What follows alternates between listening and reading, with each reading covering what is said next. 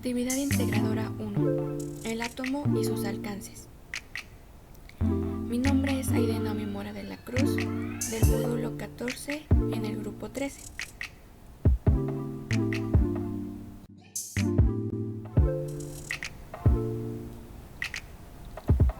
En esta presentación veremos los 4 modelos atómicos. La materia está compuesta por partículas muy pequeñas, a las que llamamos átomos. Al tratarse de partículas tan pequeñas, hace muchos años era muy difícil poder explicar cómo estaban formados. Los científicos trataban de explicar con las herramientas que disponían cuál era la estructura del átomo. A través del tiempo se fueron planeando diferentes modelos atómicos que llevaban el nombre del científico que lo ideó. En este caso fueron 4 científicos y 4 modelos atómicos.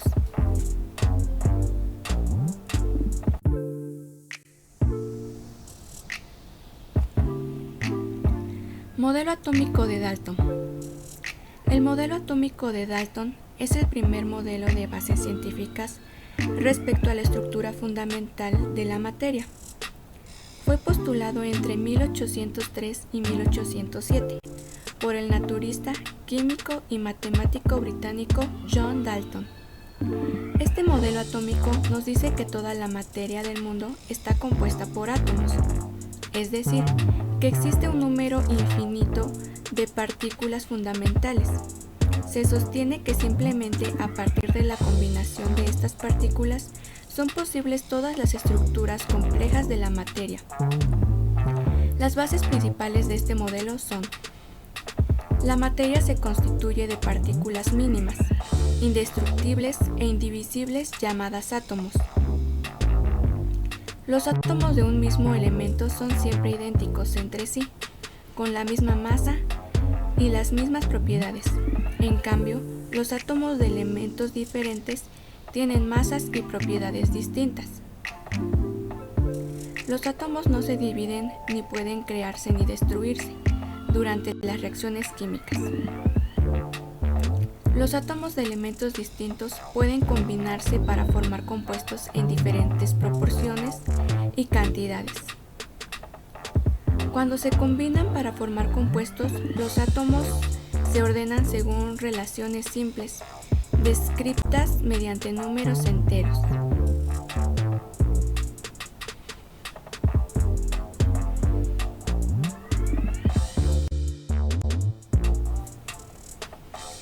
Modelo atómico de Thomson.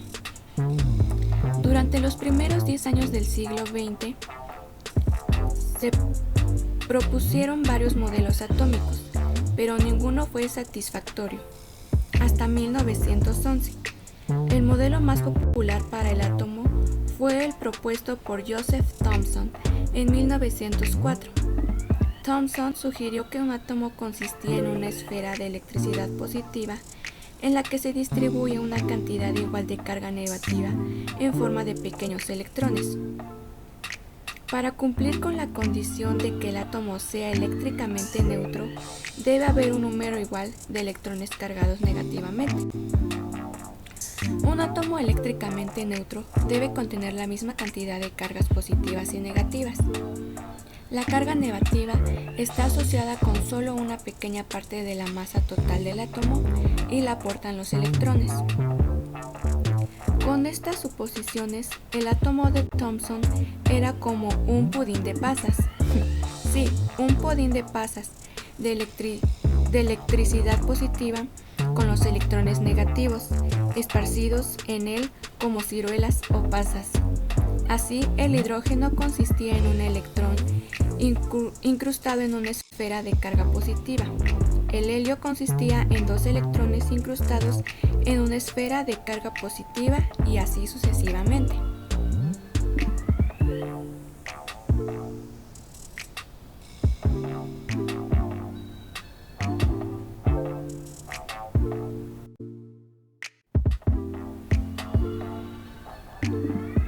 Modelo atómico de Rutherford.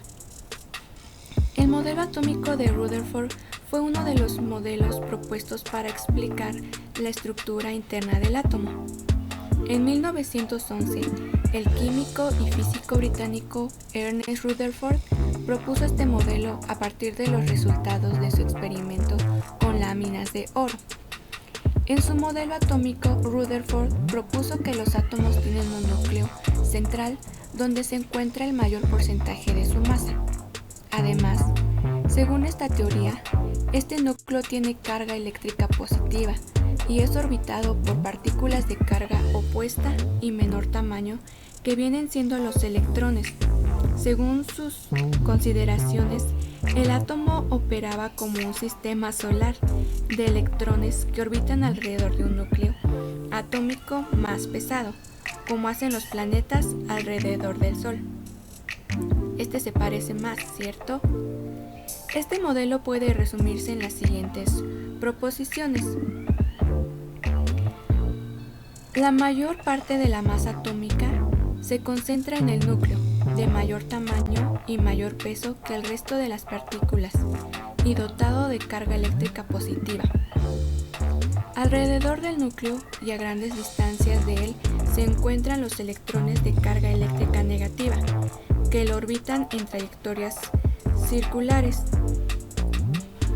La suma de las cargas eléctricas positivas y negativas de un átomo debería dar cero como resultado, es decir, deberían ser iguales para que el átomo sea eléctricamente neutro. Rutherford no solo propuso esta estructura para el átomo, sino que además calculó su tamaño y lo comparó con el tamaño del núcleo, y llegó a la conclusión de que una buena parte de la composición del átomo es espacio vacío.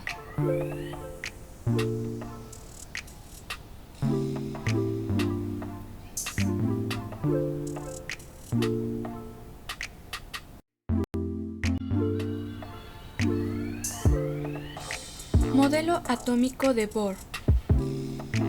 El modelo atómico de Bohr o modelo atómico Rutherford-Bohr fue desarrollado por Niels Bohr en 1913, quien fue galardonado con el Premio Nobel de Física en 1922.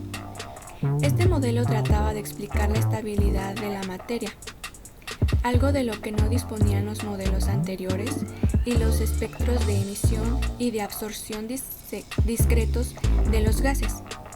El modelo de Bohr fue una mejor del modelo de Rutherford, aunque el modelo de Rutherford fue exitoso y revolucionario. Tenía algunos conflictos con las leyes de Maxwell y con las leyes de Newton, lo que implicaría que los átomos fueran inestables. En el modelo de Rutherford, los electrones en movimiento con carga eléctrica negativa deberían emitir radiación electromagnética, de acuerdo a las leyes del electromagnetismo, lo que haría que esa pérdida de energía hiciera que los electrones redujeran su órbita, moviéndose en espiral hacia el centro hasta colapsar con el núcleo. Mas, el modelo de Bohr resolvió esta problemática, indicando que los electrones orbitan alrededor del núcleo, pero en ciertas órbitas permitidas, con una carga específica proporcional. Estas órbitas definidas se les refirió como capas de energía o niveles de energía. En otras palabras, la energía de un electrón dentro de un átomo no es continua, sino cuantificada. Estos niveles están etiquetados con el número cuántico n, n1, 2, 3, etc. El modelo de Bohr era una modificación al modelo Rutherford, por lo que las características de un núcleo central pequeño con la mayoría de la masa se mantenían. De la misma forma, los electrones orbitan alrededor del núcleo, similar a los planetas alrededor del Sol, aunque sus órbitas son planas. Los principios básicos del modelo atómico de Bohr son: las partículas con carga positiva se encuentran en un volumen muy pequeño comparado con el tamaño del átomo y contienen la mayor parte de la masa del átomo. Los electrones con carga eléctrica negativa giran alrededor del núcleo en órbitas circulares. Los electrones orbitan el núcleo en órbitas que tienen un tamaño y energía establecidos. Por lo tanto, no existen en un estado intermedio de las órbitas. La energía de la órbita está relacionada con su tamaño. La energía más baja se encuentra en la órbita más pequeña. Cuanto más lejos esté el nivel de energía del núcleo, mayor será la energía que tiene. Los niveles de energía tienen diferentes números de electrones. Cuanto menor sea el nivel de energía, menor será la cantidad de electrones que contenga.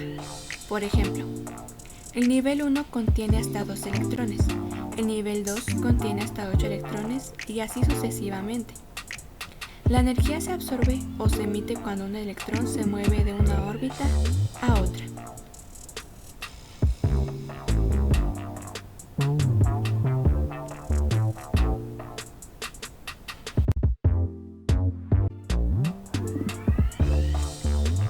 A continuación, resolveremos las siguientes preguntas.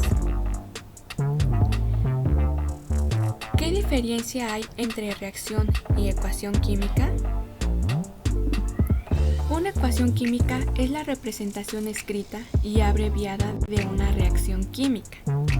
A la izquierda se escriben las fórmulas de los reactivos y a la derecha se escriben las fórmulas de los productos, separadas por una flecha.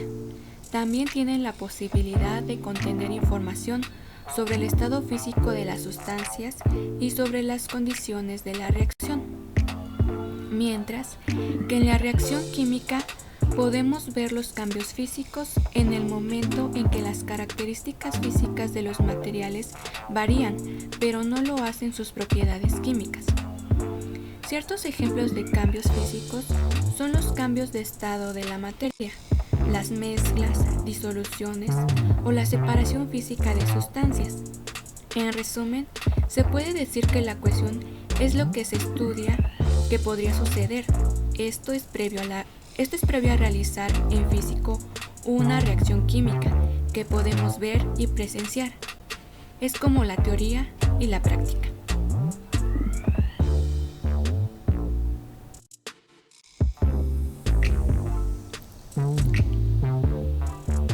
¿Cuál es la forma en que los átomos forman enlaces?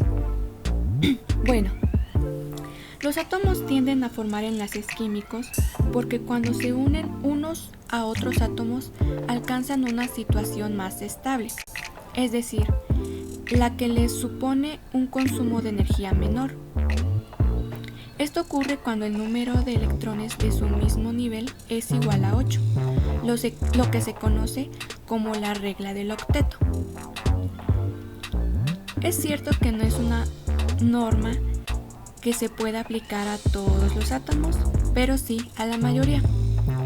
Para cumplir con la regla del octeto, los átomos pueden ceder electrones, ganarlos o incluso compartirlos con otro átomo. Como resultado, se obtienen varios tipos de enlaces químicos distintos. Los principales tipos de enlaces químicos entre átomos son 3: enlaces iónicos, enlaces covalentes y enlaces metálicos. Se trata de enlaces fuertes y duraderos. Se unen a un átomo con otro átomo o grupo de átomos. El tipo de enlace que se genere influirá fuertemente en las propiedades de los compuestos químicos formados.